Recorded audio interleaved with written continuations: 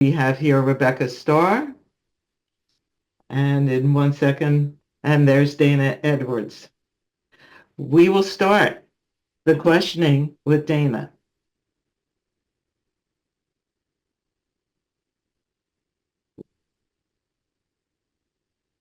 Oh, I think how technically wise, yes, got it. All right.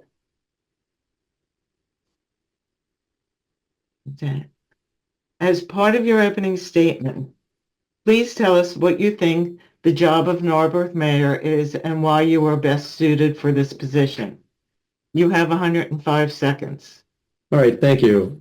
First, I'd like to say thank you to everybody who put this event together and for everybody who took time out of their evening to watch myself and Rebecca and all of the candidates present themselves. So about 4 years ago, my wife and I made the decision to move to Philadelphia to support her career.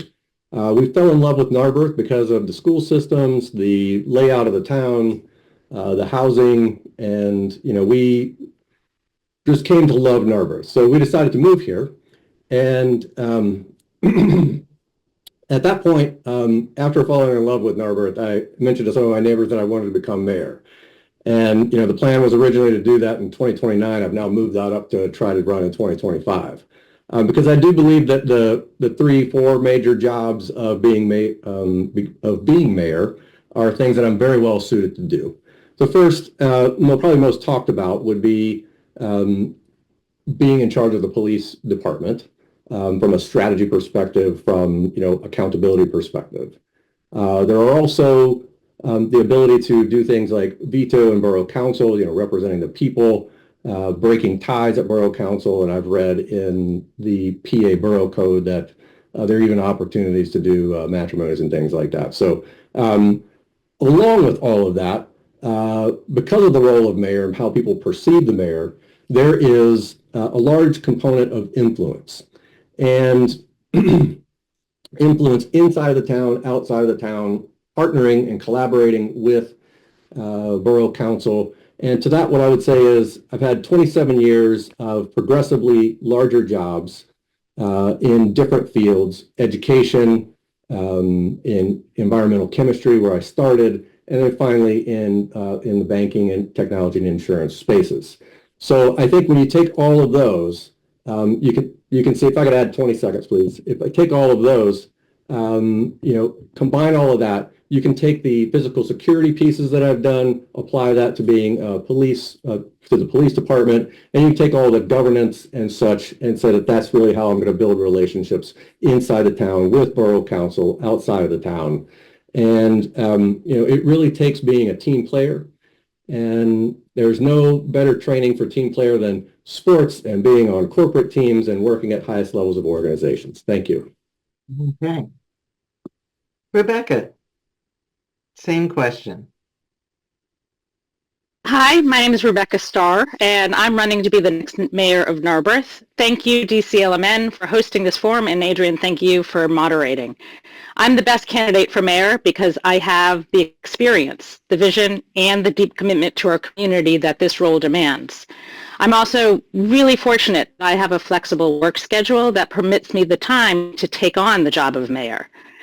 I love Narberth. It's magical. And we're in a pivotal moment as a country and as a community. As we navigate these changes, we need a strong, proven leader like me who can work to preserve what makes our community special while guiding us toward responsible growth and also ensuring that on the local level, we protect the rights of all of our citizens.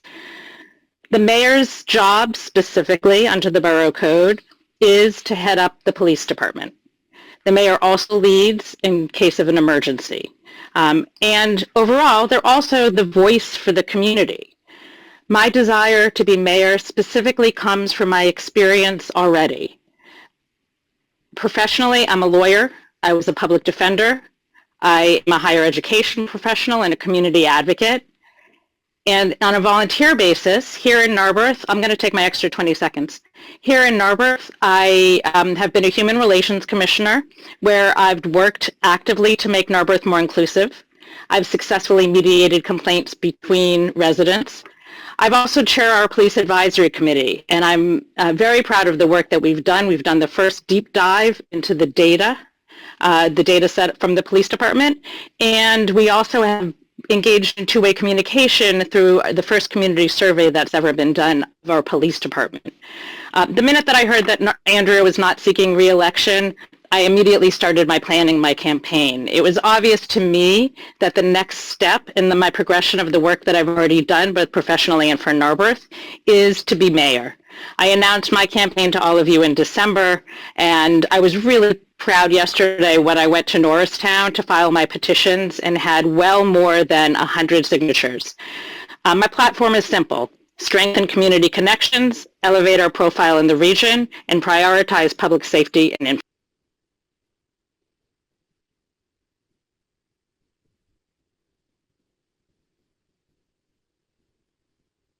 Okay. Thank you. Rebecca, this is you again. I'm going to ask you to unmute. All right. This is a unique time in Narberth's history as the downtown is experiencing a major renovation. It has lost anchor stores and many other shops have closed, and significant portions of the town will be razed and rebuilt.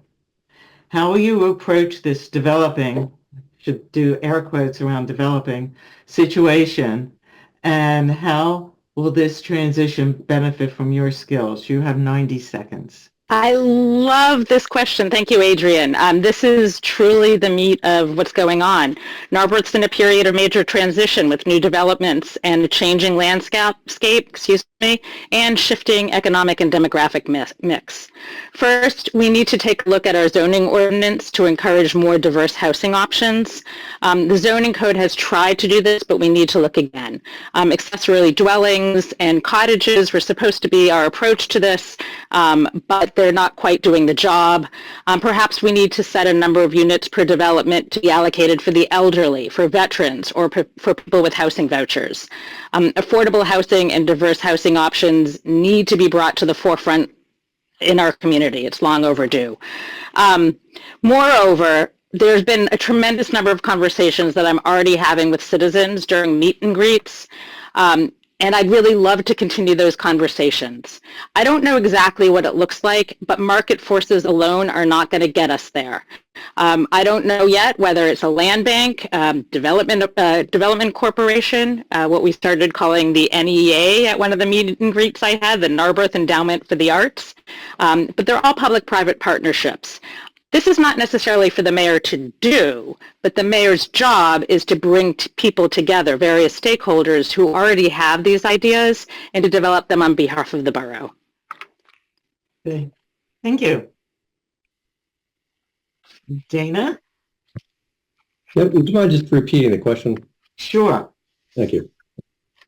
This is a unique time in Narberth's history as the downtown is experiencing a major renovation.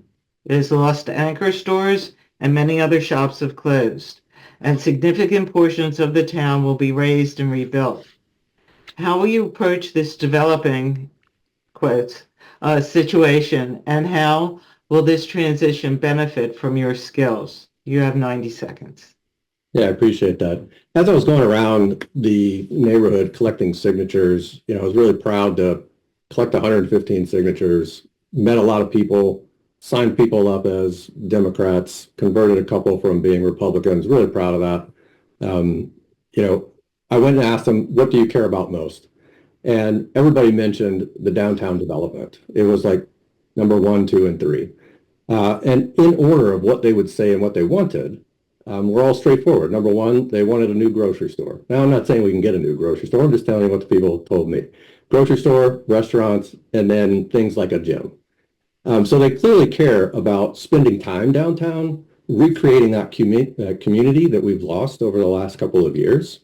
And that's, when I joined and started working with the Narberth Borough, I joined the Narberth Borough Industrial Development Authority, used my network that I've built over 27 years, 18,000 connections on LinkedIn, to help connect the Industrial Development Authority with different banks, with different community reinvestment areas. So I've got a lot of experience doing that. Helped grow 3 different businesses responsibly, taking care of the people, taking care of everything about the company, the community, and the people they serve.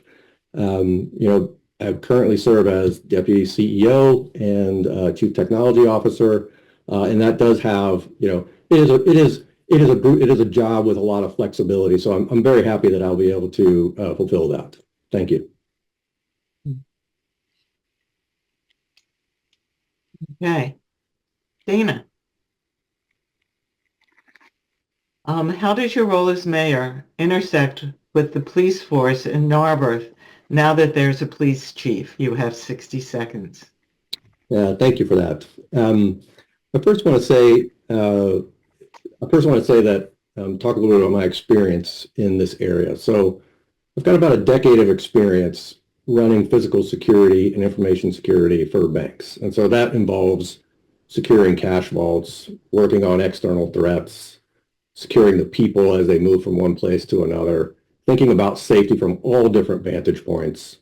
I'm very interested in traffic and roads and such. It's just sort of a hobby that's been developed within my family. And, I think the very first thing that would need to be done is we need to look at the strategy, make sure that it's comprehensive, come up with a strategy around community policing, come up with a strategy on one of the number one complaints, which is traffic and speeding and such. And so you can do things like add speed bars, add speed humps. And, I've already, while I was out campaigning before I've been elected mayor, I've already managed to connect some citizens with Borough Council and, get some updates for her on her street over on Meeting House Lane. So I'm really proud of all that work and look forward to making that better. Thank you. Okay. Rebecca. Adrian, how much time do we have for this one? 60 seconds.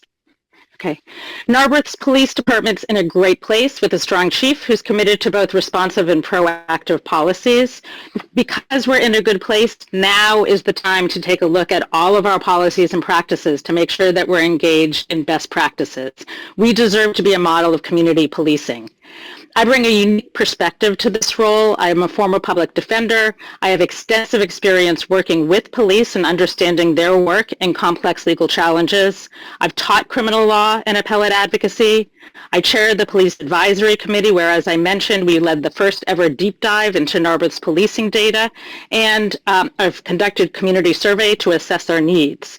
I believe in transparency and accountability. To that end, I want to ensure that we have an annual police report. I want clearer communication that serves both the police and the citizens. First recommendation that we made as a police advisory committee was to improve and create a multi-layer emergency communication plan. I want to continue to develop that plan and to develop all communication to be multi-layered. Thank you. While you're still there, Rebecca, what are your thoughts on the master park plan that was just released? So I want to be, I'm sorry, how long do we have, Andrew? Oh, I'm sorry, 60 seconds. 60 seconds. So for those of you who are not familiar, Narberth just engaged in a master parks plan. It looked at multiple properties, but did not look at 201 Sabine, which is the old school building. To be clear, these decisions are not decisions that the mayor makes. This is the role of Borough Council. However, the mayor can help ensure that there's clear two-way communication. And I was really happy to see that they did seek input on this. Specifically, one of my concerns is to ensure that any parks plan that we have is accessible to all of our citizens. We have a really wonderful history here, wonderful presence here of Get Cafe, of Independent Network, and we need to make sure that our parks plan also serves the needs of all of our community. Okay, thank you. Dana. Yeah, thank you. First, I think, it's important to recognize the work that Gene Burrock and Michael Gaudini and the Borough Council did around the master park plan. It primarily concentrated on 3 properties. It talked about a bunch, but primarily concentrated on 3, and those are properties that are heavily used. They're Elm Grove Park. It's about 1¼ acres. Narberth Park, which is about 6¼ acres, and Station Square, which is about 1/4 acre. And all of them, I think the work was really good. It started in April 2024 and it was presented at the beginning of this year. It does have a total price tag of about $6 million, which would need to be done over time. The one thing maybe that I would have done as mayor is sort of encourage them to take action on projects as they came up so that you could do things like fix the footbridge, maybe plant additional trees, rip out some of the non-native trees and put in some, non-invasive things that are, more native to Pennsylvania. And that's something that I've noticed and I got feedback on as I was going around the neighborhood collecting signatures and speaking with the people. Thank you. All right, Dana. Narberth is a small community, yet people complain. Hold on, let me turn the page. They are not well informed and included in decisions. Please comment on that and give specific ways you would ensure better communications in both directions. Yeah, I really appreciate that you talk about communication as being two-way. We do have newsletters, we do have Facebook sites, and those are more pushing information out. And that's good for people who are actively seeking it out. What I would like to do is make sure that people understand what's going on, engage the people through different forums, town halls, bring back the kids' movie night on First Friday so that you can talk to the parents and talk to different people. I would like to think about how do we engage with the community as new people come in, because there's a large amount of people, a large amount of turnover in our neighborhood, maybe through a welcome wagon type thing or something like that. I would do more coffee with cops. I would do more meet the mayor, those sorts of things, like just opening up and engaging. And, I think we've lost a lot of that over the last couple of years. I don't know why. I don't know the context. I just know that it's not around as much. And, if we had more channels like that, we would know a little bit more about what's going on with 203 Sabine and some of the other projects, and we would know that there's a big announcement coming on April 1st about the old Ricklands and what's moving in there. So I think that's what I would like to do. Okay. Thank you. Rebecca. Absolutely. Improved two-way communication is key to community connection, which is one of my priorities.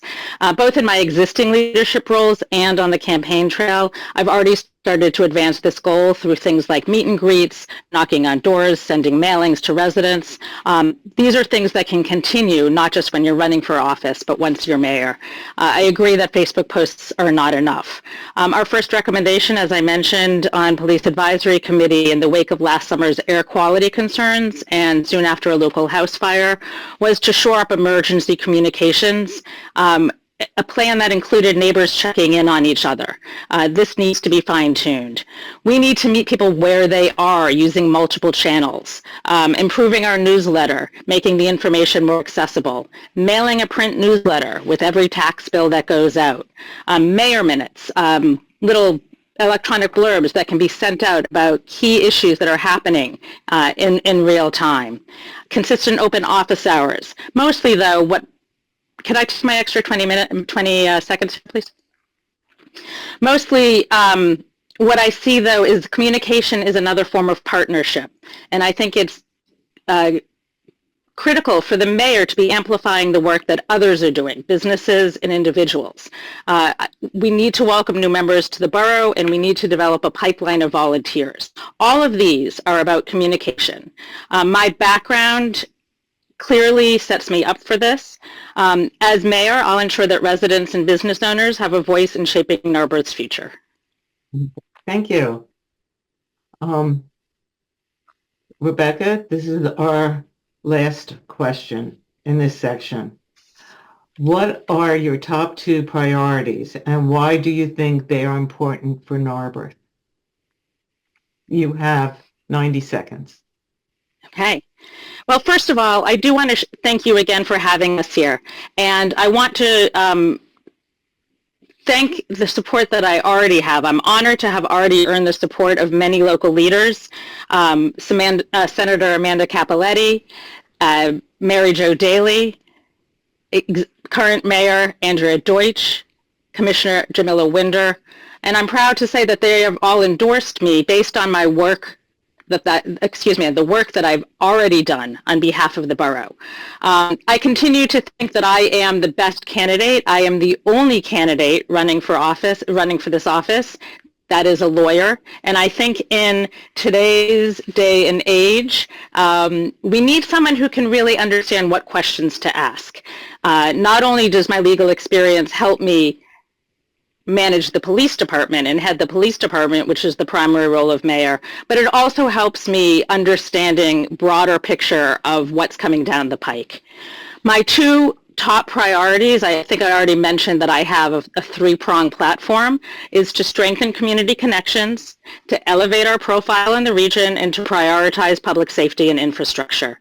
Strengthening community connections is about some of the two-way communication that we spoke about, but elevating our profile in the region is critical. We need to develop partnerships, whether it's with Lower Merion in order to develop something like the Montgomery Avenue corridor, whether it's with the county, conversations I'm already having about public health.